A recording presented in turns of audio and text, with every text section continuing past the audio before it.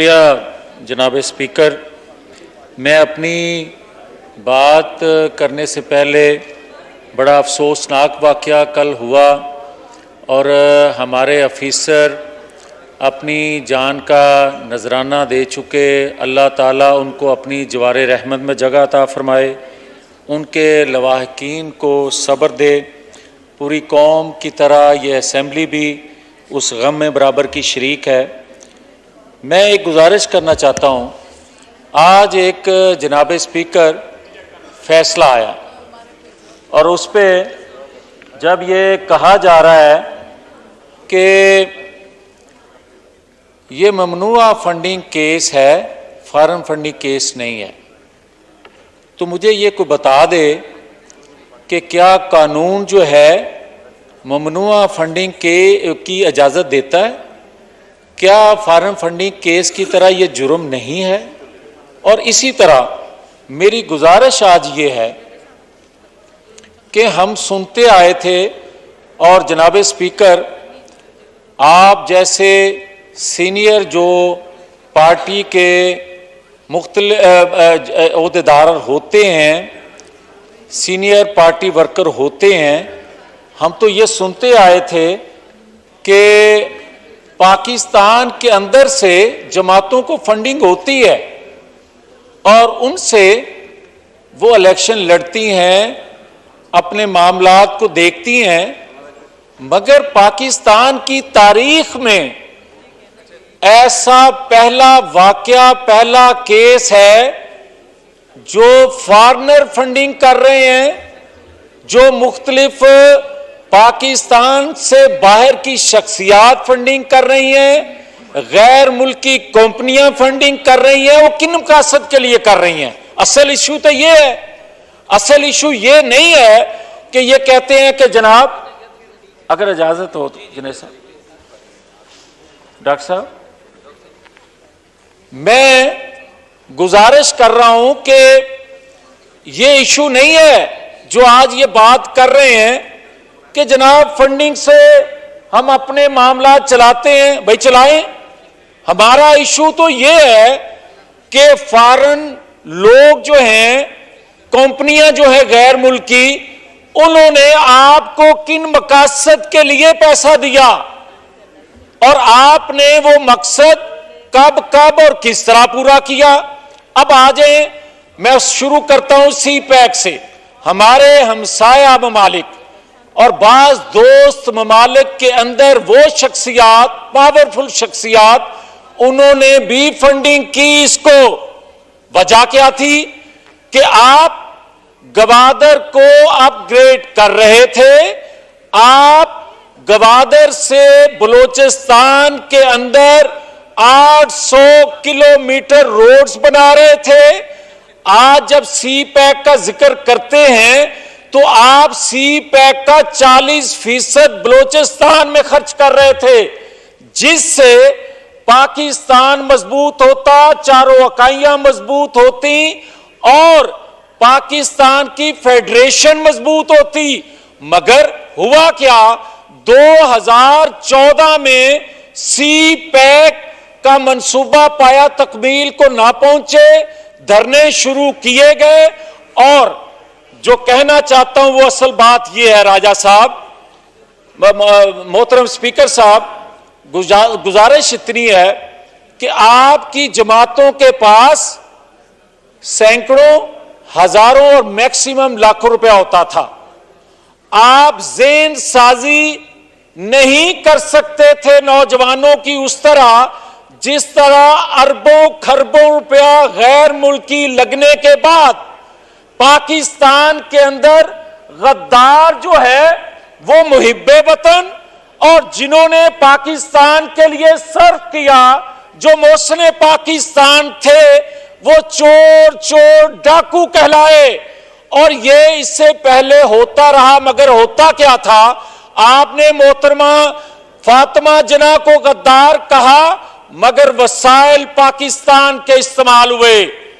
جب نواز شریف کو غدار, نواز شریف کو چور ڈاکو کہا گیا تو فارنر پیسہ استعمال ہوا, غیر ملکی پیسہ استعمال ہوا اور کس لیے استعمال ہوا؟ وجہ یہ تھی کہ اس نے پاکستان کے دفاع کو ناقابل تسخیر بنایا، اس نے آنے والی نسلوں کے لیے خوشحالی کے لیے سی پیک کا تحفہ دیا پاکستان کو اور تاحیات نااہل قرار دے دیا گیا۔ جناب اسپیکر، مجھے کوئی یہ بات سمجھا دے کہ ایک ایم پی ایم این اے اگر اپنا کوئی اکاؤنٹ جس میں 10 روپے ہوں یا 20 روپے ہوں وہ شو نہ کر سکے کسی وجہ سے کہ وہ اکاؤنٹ اس کا بند ہو چکا ہے، تو وہ تو کوئی درخواست لے کر چلا جائے الیکشن کمیشن میں تو تاحیات نااہل ہو جاتا ہے، مگر جو درجنوں اکاؤنٹ اپنے چھپائے اور اربوں خربوں روپیہ شو نہ کر سکے وہ لاڈلا کہلائے، اس وجہ سے کہ بقول عمران خان کے جو کمزور لوگ ہیں، چھوٹے چور ہیں، ان کو تو پکڑ لیا جاتا ہے مگر جو طاقتور ہیں ان کو نہیں پکڑا جاتا۔ تو آج تو بات ثابت ہو رہی ہے کہ اربوں خربوں روپیہ کھانے والا جو ہے اس کو نااہل اس پر کب از خود نوٹس لیا جائے گا۔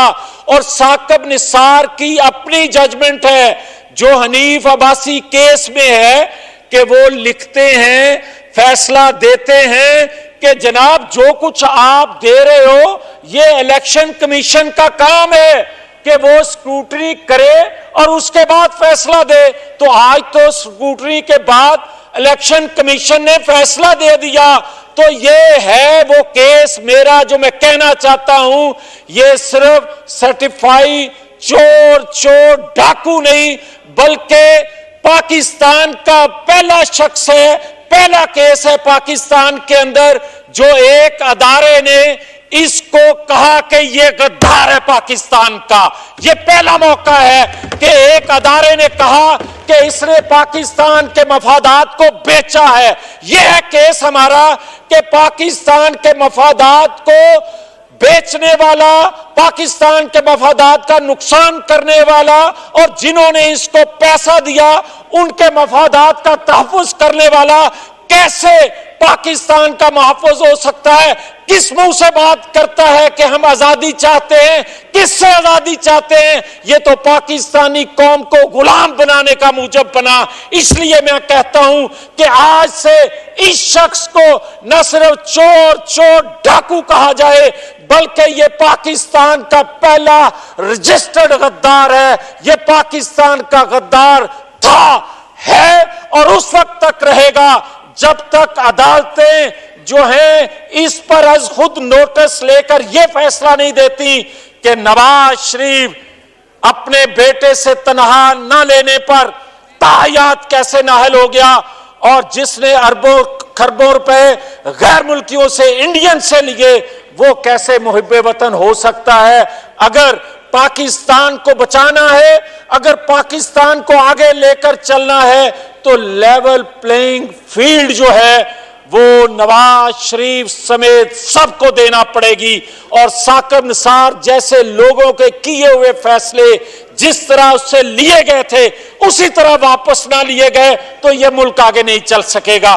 خدا کے لیے جناب اسپیکر اس قوم پر رحم کریں، اس ریاست پر رحم کریں، اور جو غلط لیے ہوئے فیصلے تھے یہاں قانون بنایا جائے کہ محسن پاکستان ذوالفقار علی بھٹو ہو یا محسن پاکستان نواز شریف ہو، یہ جو اسمبلی ہے یہ ان کے پیچھے کھڑی ہے، کھڑی تھی، کھڑی ہے اور کھڑی رہے گی۔